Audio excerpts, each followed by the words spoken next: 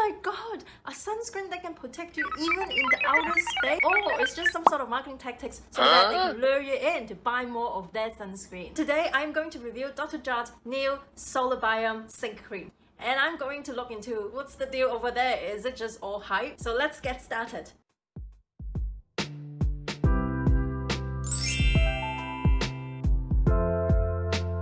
Okay, let's get started. So when I first got this sunscreen, one thing that really caught my eyes was it says NASA, inspired a NASA Expose You project. And when I did more research, I actually found out why do they use NASA as a marketing gimmick when they advertise this sunscreen. I did research on what this Expose You project, and it's actually a legitimate project done by NASA. In that project, they actually found that 2 strands of bacteria microbiome is actually able to survive in really extreme environment like exposure of UV radiation. When you are exposed to radiation in the outer space, you've got more impact because you're very close to the sun.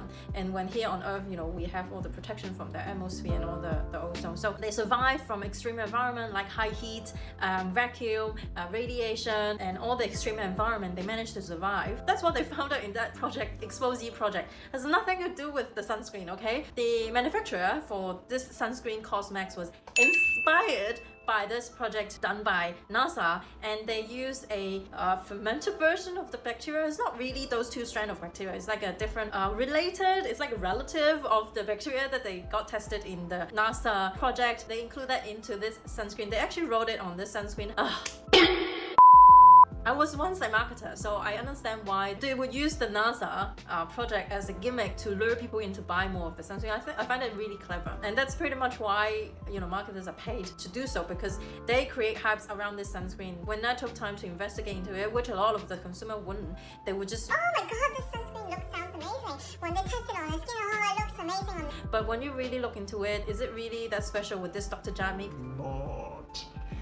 Okay, I'm going to tell the truth now. So these 2 ingredients that is inspired by the Expose You project. One of them it's a mouthful of ingredients, so I'm gonna read it. So the first one would be Micrococcus lysate. So this is in the 9th ingredient. I wouldn't say it has a high percentage in the sunscreen, but at the end of the day, it is still a sunscreen, so it has some sort of effect, but not like a significant effect. So this ingredient is quite interesting. It says that it has the capacity to tolerate extreme light, and it has antioxidant properties. And this antioxidant properties leads to the ability to inhibit melanin production, stimulating hormones. So it helps to prohibit any dark spots from happening. It also has anti-inflammatory properties. I would say from what this ingredient can do, again, it's a fermented version of bacteria that they test on the Expose You project. Now, I don't think will be the exact same bacteria when you have fermented it. When I did the research, the original was a bit reddish. Once they fermented it, it becomes like a more liquidy, yellowish, transparent liquid. So I would say it's not exactly the same, but it's some kind of like relatives of the original bacteria that they tested on the Expose You project. So I would say this ingredient itself is just like acting like a lot of the sunscreen antioxidants ingredients. It contains antioxidants, just like a lot of sunscreen, okay? And then they highlight this ingredient because it's somehow relative to the Expose You project. Okay, the second ingredient would be, I don't know how to read this, Exodus ferment. So this is also in the 8th ingredients. It has the same amount dosage in the sunscreen, and this ingredient is also somehow relative to the bacteria strand they test on Expose You project. Again, it's not the same, okay? I'm gonna stress this. This sunscreen is just an inspiration. They get inspiration from NASA project. It has nothing to do with NASA. It is the ingredients. It's not NASA's bacteria that they tested on the outer space. It's not, okay? Don't get carried away with the marketing tactic. It is just not, okay? No. Not NASA. So this ingredient is actually acting like a fruit enzyme exfoliant. It has the ability to exfoliate that skin on your face, and this ingredient actually can be found in a lot of the sunscreen ingredients and a lot of skincare ingredients. So I would say these 2 ingredients is not something that the manufacturer find out, Cosmax or Dr. Jart even. This sunscreen gives you high coverage. It has antioxidant properties, and it has a mild exfoliant to get rid of your dead skin cell at the end of the day. So that's pretty much what the down-to-earth version or explanation of this Dr. Jart sunscreen. Okay, wait.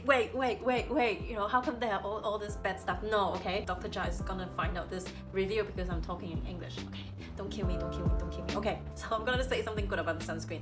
So this sunscreen is a zinc-only sunscreen, which I am a fan of physical sunscreen as well. You know, physical sunscreen is a great sunscreen for people who have sensitive skin. You know, zinc doesn't go down to your bloodstream. It doesn't have the potential of causing any face or skin irritation. It doesn't inflame your skin. So if your skin is not inflamed, there will be less post-inflammation pigmentation or even dark spots from popping up on your skin. So that's the advantage of using zinc-only sunscreen. Another thing is gives you a very high coverage. A lot of the zinc-only sunscreen that you can buy from the US, they don't have the PA rating. And this is something that I am personally struggle with, is that, oh, you know, people rave about a certain sunscreen in the US, you know, it looks good on your face.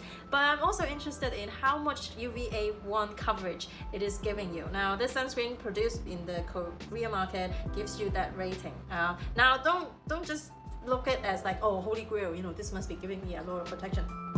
This is just a reference. Gives you PA quadruple plus coverage, so it gives you quite a good coverage of UVA ray. It's not all of it, it's not 100% all the way down to the 400 nm, but it gives you good coverage against UVA ray. And also this sunscreen doesn't irritate your eyes. It's quite easily washable. I also use it around my eyes.